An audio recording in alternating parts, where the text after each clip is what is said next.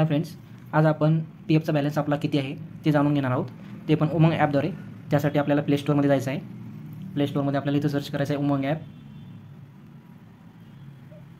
जेव्हा आपण आता उमंग ॲप आपल्याला डाउनलोड झालेला आहे, आता आपण ओपन करत आहोत. त्यामध्ये आपण स्किप करत आहोत ओनली दिस टाईम. ह्यामध्ये आपल्याला सर्च इंजिन दिलेलं आहे. सर्चमध्ये आपल्याला इथं सर्च करायचं आहे व्ह्यू पासबुक EPFOमध्ये. त्यानं गेट स्टार्टेड करू. आपल्याला इथं मोबाईल नंबर टाकायचा आहे आपला आणि त्यानंतर लॉग इन विथ OTP करायचं आहे. OTP आपल्याला जनरेट झालेला आहे. आपल्याला आता इथं आपला UN नंबर एंटर करायचा आहे.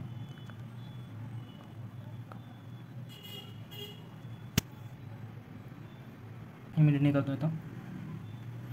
त्यानंतर आपल्याला OTP येऊन जाईल. आता मी इथं OTP एंटर करत आहे. आता माझ्याकडे 2 अकाउंट आहेत. आता जो काही आपला PF जनरेट झालेला आहे त्याचा जो काही पासबुक आहे तो आपल्याला इथं जनरेट होईल. डिटेल जे काही स्टेटमेंट असेल ते आपल्याला दिसेल. आता ह्यामध्ये 3 कॉलम आहेत ॲक्च्युली. इथं एम्प्लॉई शेअर आहे, त्यानंतर employer share and pension contribution. तर यामध्ये आता कसं असतं, जेवढं काही आपलं बेसिक सॅलरी आहे त्या बेसिक सॅलरीच्या 12% आपला PF जनरेट होतो. त्या 12%मध्ये ॲक्च्युली 8% जे आहे ते पेन्शनमध्ये जमा होतं आणि उरलेलं जे 4% आहे ते PFमध्ये जमा होतं. आणि जे काही आपलं PFचं कटिंग होतं ते आपल्याला इथं एम्प्लॉई शेअरमध्ये दिसून येईल.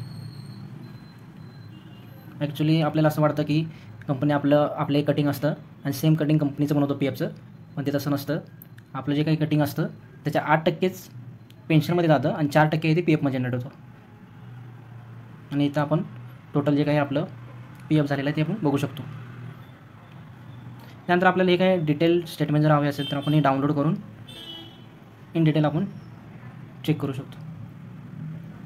इथं आपल्याला इन डिटेल स्टेटमेंट असतं आपलं टोटल किती जमा झालेलं आहे, PF आपला कधीपासून चालू झालेला आहे आणि आता जे काही लेटेस्ट मंथचं PF किती झालेलं आहे, जमा झालेलं आहे.